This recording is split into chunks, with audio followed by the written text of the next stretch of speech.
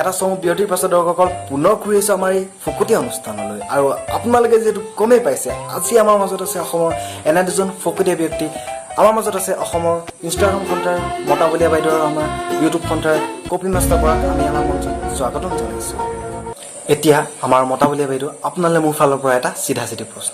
এই যে আমাৰ ইনষ্টাগ্ৰাম ৰিলত দেখিবলৈ পোৱা আমাৰ অসমৰ ধুনীয়া ধুনীয়া যুৱতীবোৰ, তেওঁলোকক যদি আমাৰ অসমৰ ল'ৰাসকলে মানে যুৱকসকলে কণ্টেক্ট কৰিব বিচাৰে, চ' কেনেকৈ কণ্টেক্ট কৰিব? আপোনাৰ ভুল হৈছে। সিহঁতক আচলতে ছোৱালী বুলি নকয় নহয়, সিহঁতক মাল বুলি কয়, মাল।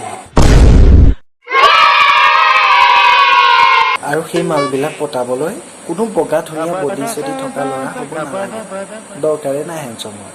প্ৰথম কথা, চুলিকেইডাল পকা হ'ব লাগিব, আৰু ছেকেণ্ড কথা, তাৰ এটা চৰকাৰী চাকৰি থাকিব লাগিব, লাগিলে সি 5,000 দৰমহা নাপাওঁ কিয়। হয় দৰ্শকসকল, অলৰেডি আমি গম পালোঁ ইনষ্টাগ্ৰাম ৰিলৰ মালবোৰ পতাবলৈ আমি কি কৰিব লাগিব। চ' মতাবলীয়া বাইদেউ, আপোনালৈ অশেষ ধন্যবাদ থাকিল আৰু হিয়াৰ পৰা মৰম যাচিলোঁ। আপুনি যে ইমান ধুনীয়াকৈ বুজাই দিলে ইনষ্টাগ্ৰাম ৰিলৰ আপীকেইটা মানে মালকেইটা কেনেকৈ পতাব লাগিব। আচ্ছা, আপোনাক মই এইকণতে এৰিছোঁ। এতিয়া আমি আহিছোঁ আৰু এজন ফকতীয়া ব্যক্তিৰ ওচৰলৈ। আচ্ছা, আমি আহিছোঁ ইউটিউবৰ কপি মাষ্টাৰ পৰা আপোনাৰ ওচৰত আহিছোঁ।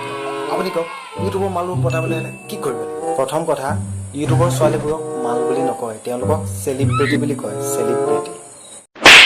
আৰু তেওঁলোকক পাবলৈ হ'লে আপুনি ইউটিউবত এটা ভাল ইনকাম কৰা হ'ব লাগিব। এই ইনষ্টাগ্ৰামৰ নিচিনাকৈ লেটিন চাফা কৰি ফুৰিলে নহয়।